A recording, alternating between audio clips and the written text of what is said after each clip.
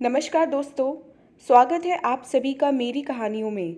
मैं हूं शिखा और एक बार फिर से आपके लिए लेकर आई हूं एक नई कहानी और उम्मीद करती हूं कि बाकी कहानियों की तरह ये कहानी भी आपको बेहद पसंद आएगी और आप इसी तरह अपना प्यार और सपोर्ट मेरी वीडियोस पर बनाए रखेंगे। तो चलिए अपनी आज की कहानी शुरू करते हैं। कहते हैं कि कच्ची उम्र कच्ची मिट्टी के समान होती है, उसे जो भी आकार मिल जाए उसमें ही ढलने लगती है। माता पिता कुम्हार के समान होते हैं, उसे सही रूप में ढालने वाले। मनाली का मन किस ओर भाग रहा है, इस बात की चिंता से दूर उसके माता पिता मंदिरों में दर्शन का कार्यक्रम बना, वह आए दिन घर में पूजा पाठ रखवाकर व्यस्त रहते। इसके अतिरिक्त उनकी नज़रों में संतान पर किशोर अवस्था में अंकुश लगाना ही उनको सही दिशा दिखाना था। मनाली की माँ रोज रोज सत्संग में भाग लेकर जीवन दर्शन समझने का प्रयास तो करती, लेकिन इस बात को समझने का प्रयास उन्होंने कभी नहीं किया कि नाजुक उम्र के इस दौर में मनाली के मन मस्तिष्क में अनेक जिज्ञासाएं जन्म ले रही हैं। स्त्री पुरुष संबंधों के विषय में जानने की उसकी दबी छिपी उत्सुकता कौतूहल जगाने के साथ ही उसकी काम भावना को भड़का सकती है, और ऐसे प्रश्नों के उत्तर पाने की उत्कंठा उसे अनुचित राह का राही भी बना सकती है। मनाली प्रतिदिन सायंकाल छत पर जा गमलों में पानी देती थी। उस दिन साथ वाले घर की छत पर बने कमरे से एक लड़के को निकलते देख मनाली को उसके विषय में जानने की उत्सुकता हुई। जानबूझकर वह ऐसे स्थान पर खड़ी हो गई जहाँ से लड़के का कमरा स्पष्ट दिखाई दे रहा था। अपनी दृष्टि वहाँ गड़ा वह कुछ समझने का प्रयास कर ही रही थी कि लड़का कमरे से बाहर आ गया। औपचारिकता से भरी मुस्कुराहट के बाद उसने मनाली को अपना परिचय दिया। अभिषेक नाम था उसका। प्रतियोगी परीक्षाओं की तैयारी करने के साथ ही वह बीए कर रहा था। पड़ोस की छत पर बना कमरा उसने किराए पर लिया था। दोनों छतों की दीवारें जुड़ी हुई थीं, इसलिए वे न केवल धीरे से बातचीत कर पा रहे थे, बल्कि एक दूसरे की निकटता को भी महसूस कर रहे थे। दोनों ने कुछ देर में ही एक दूसरे के विषय में काफ़ी कुछ जान लिया।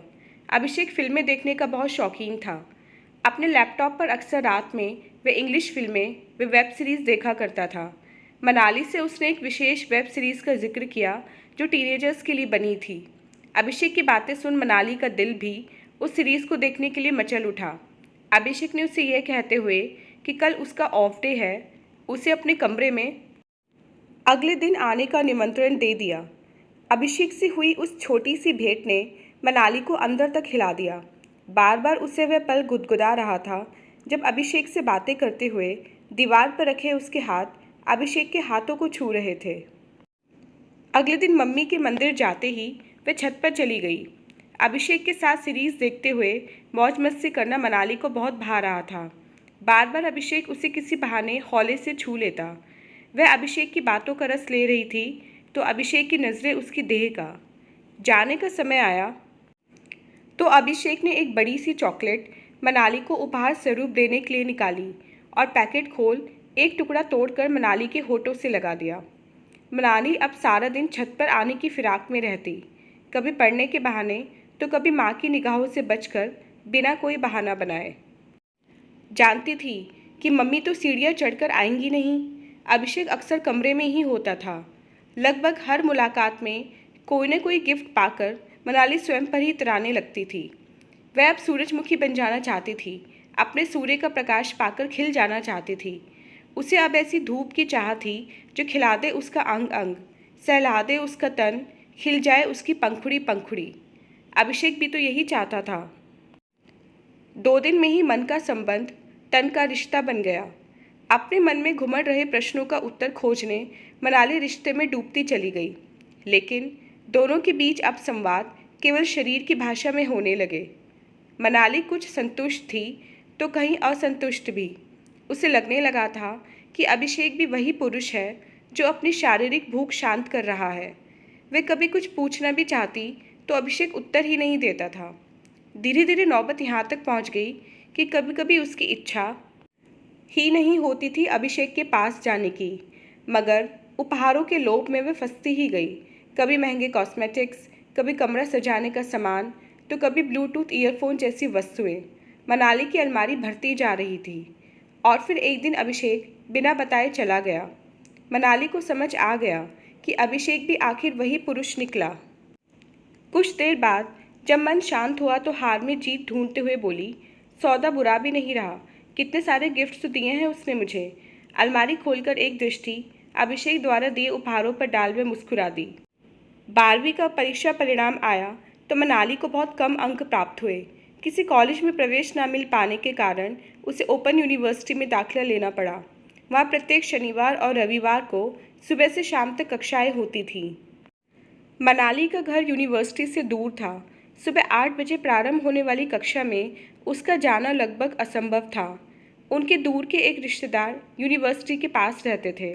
मनाली पर 100 पाबंदियां लगाने वाले माता पिता को आखिर फैसला करना पड़ा कि मनाली शुक्रवार की शाम उनके घर चली जाएगी और 2 दिन क्लास करने के बाद सोमवार सुबह घर वापस आ जाया करेगी। मनाली कभी उन लोगों से नहीं मिली थी, इसलिए वहाँ जाने में हिचकिचा रही थी, मगर उसका संकोच जल्द ही दूर हो गया। आंटी अंकल बहुत ही मिलनसार थे। उनकी इकलौती संतान विशाल बीटेक करने के बाद कुछ दिन पहले ही नौकरी पर लगा था। घर की चकाचौंध देख मनाली आश्चर्यचकित हो गई। बंगले सदृश दिखने वाले मकान में सब प्रकार की सुविधाएं थीं। विशाल का कमरा किसी होटल के कमरे से कम नहीं लग रहा था। नक्काशीदार डबल बेड, कमरे में बिछा मोटा गद्देदार कालीन और दीवार पर लगी सुंदर पेंटिंग अपनी कीमत जैसे स्वयं ही बता रहे थे। मनाली को अगले ही दिन जब विशाल एक रेस्टोरेंट में ले गया तो मेन्यू कार्ड में दाम देख मनाली की आंखें फटी रह गईं। विशाल ने कई प्रकार की डिशेस मंगवाई थीं। मनाली को समझते देर न लगी कि विशाल को मनमाना पैसा खर्च करने की छूट मिली हुई है। खाना खाने के बाद जब वे लौटे तो विशाल के माता पिता दोनों को घुलते मिलते देख बहुत प्रसन्न हुए। कुछ दिनों से विशाल अकेलेपन को झेल रहा था। उसका अपनी गर्लफ्रेंड से ब्रेकअप हुए 2-3 महीने ही बीते थे। मनाली विशाल के कमरे में बैठी देर रात तक बातें करती रही। विशाल ने मनाली को सोने की वह चेन दिखाई जो उसने अपनी गर्लफ्रेंड के लिए बनवाई थी। चेन का पेंडेंट एम लेटर से था। उसका नाम मुस्कान था। विशाल बताने लगा, इससे पहले कि मैं मुस्कान को चेन गिफ्ट करता, मुझे पता लगा कि वह एक और लड़के के चक्कर में पड़ी हुई है। मैंने बिना देरी किए रिश्ता तोड़ लिया। चेन हाथों में मनाली ने विशाल की पसंद को सराहा तो विशाल ने तपाक से चेन उसके ही गले में पहना दी। मनाली की खुशी का ठिकाना न था। मनाली का बिस्तर दूसरे कमरे में लगाया गया था, लेकिन विशाल से बातें करते करते ही उसे नींद आ गई और वहीं सो गई। अगले दिन जब वह यूनिवर्सिटी से लौटी तो विशाल स्वागत में पलके बिछाए बैठा था। अपने मम्मी पापा के सो जाने पर विशाल ने मोबाइल में मुस्कान की अपने साथ ली हुई कुछ तस्वीरें मनाली को दिखाईं। दोनों को हाथों में हाथ डाले घूमते देख मनाली का मन विशाल के करीब जाने को बेताब होने लगा। विशाल को इसी पल की प्रतीक्षा थी। उसने कमरे का दरवाज़ा बंद कर दिया। 2 प्यासे तन एक दूसरे की बाहों के घेरे में तृप्त हो रहे थे। सोमवार को अपने घर जाकर मनाली को कुछ भी अच्छा नहीं लग रहा था। होमवर्क में मिली असाइनमेंट करने बैठती तो विशाल का चेहरा सामने आ जाता। मनाली को सप्ताह के अंत की प्रतीक्षा व्याकुलता से रहती थी। वह सचमुच विशाल की रानी बन गई थी, उसकी रातों को महकाने वाली रात की रानी। कक्षा में वह ना तो कुछ सुनती थी और ना ही समझ पाती, क्योंकि अक्सर पूरी रात विशाल के साथ जागते जागते ही बीतती थी। कुछ अधूरी नींद तो कुछ मदहोशी के कारण मनाली को कक्षा में नींद के झोंके आते रहते, लेकिन विशाल से रिश्ते के आगे उसे कुछ भी नहीं सूझता था। दिन पंख लगाए उड़ रहे थे। प्रत्येक सप्ताह इंपोर्टेड परफ्यूम, ब्रांडेड कपड़े, मोबाइल, कैमरा व पर्स जैसी महंगी वस्तुएं विशाल उसे गिफ्ट के तौर पर देता तो रात में उसके जिस्म को निचोड़ कर रख देता। इधर कुछ दिनों से मनाली को यूरिन पास करते समय तेज दर्द होने लगा। खुजली और जलन भी होती। बार बार टॉयलेट जाने की इच्छा होती, लेकिन यूरिन बहुत ही कम होता। बुखार और थकावट भी रहने लगी थी। जब विशाल को उसने इस विषय में बताया तो वह सांत्वना देने या मदद करने के स्थान पर कन्नी काटने लगा। सप्ताहांत में जब मनाली उसके घर जाती तो वह बहाने से कहीं और चला जाता। जब दर्द बर्दाश्त के बाहर हो गया तो मनाली मम्मी से पुस्तकें खरीदने के बहाने कुछ पैसे लेकर यूनिवर्सिटी के निकट एक नर्सिंग होम में चली गई। डॉक्टर ने कुछ दवाएं और टेस्ट लिख दिए। मनाली तब बेहद चिंतित हुई जब टेस्ट की रिपोर्ट आने पर उसे पता लगा कि उसे यूरिनरी ट्रैक्ट इन्फेक्शन हुआ है। इलाज व कुछ अन्य टेस्ट करवाने के खर्च की जानकारी सुन उसके होश उड़ गए। इन दिनों उसकी एक नई मित्र बनी थी सुमेधा। इस समय उसे सुमेधा का सहारा ही दिखाई पड़ रहा था। मनाली ने उसे अपनी शारीरिक व मानसिक पीड़ा खुलकर बता दी। सुमेधा ने कहा कि वह उसके साथ डॉक्टर के पास तो नहीं जाएगी, हाँ उसकी एक मदद अवश्य कर सकती है।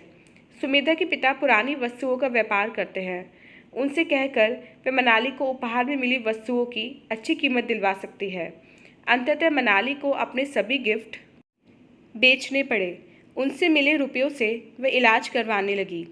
उस दिन नर्सिंग होम में अपनी बारी आने की प्रतीक्षा में बैठी मनाली स्वयं को लुटा सा महसूस कर रही थी। परीक्षा शुरू होने वाली थी। मनाली धीरे धीरे स्वस्थ तो हो रही थी, मगर यह सोचकर बहुत दुखी थी कि इस बार भी वह परीक्षा में अच्छा प्रदर्शन नहीं कर पाएगी। पूरे साल तो उसका मन पढ़ाई में लगा नहीं था और अब यह मुसीबत। मनाली का जी चाह रहा था कि वह चिल्लाकर ज़ोर ज़ोर से रोने लगे। तुम्हारे घर वाले इतनी जल्दी क्यों कर देते हैं तुम्हारी शादी? डॉक्टर के कमरे से आवाज़ आई तो मनाली जैसे अपने में लौट आई। कुछ देर पहले एक महिला अंदर गई थी जिसके माथे पर पट्टी बंधी हुई थी। डॉक्टर उससे ही मुखातिब थी। महिला के शराबी पति ने नशे में उसके सिर पर कुर्सी दे मारी थी। वह महिला पति के साथ रहना तो नहीं चाहती थी, लेकिन बच्चों को लेकर जाती भी कहाँ। मनाली को अकस्मात जैसे नई दिशा मिल गई। शायद मैं सारा ढूंढते हुए ही अपने से दूर हो गई थी। मैं पूरा तनमन एक उद्देश्य में रमा दूंगी, अपने पैरों पर खड़े होने का उद्देश्य, किसी पर निर्भर ना रहने का उद्देश्य। क्यों बनूं मैं कोई फूल? शायद कोमल समझकर ये समाज मुझ जैसी लड़कियों के कानों में सदा किसी पर निर्भर रहने का मंत्र फूंकता रहता है। क्यों प्रतीक्षा हो मुझे अपने जीवन के आकाश में किसी चांद या सूरज की। मैं तो बनूंगी खुद सूरज भी, चांद भी। छू लूँगी किसी दिन छलांग लगाकर अरमानों के आसमान को। तो दोस्तों, ये थी हमारी आज की कहानी। उम्मीद करती हूँ कहानी आपको पसंद आई होगी। पसंद आए तो चैनल को सब्सक्राइब करना मत भूलिएगा। मिलते हैं अपनी नेक्स्ट कहानी के साथ। तब तक के लिए आज्ञा दीजिए। धन्यवाद।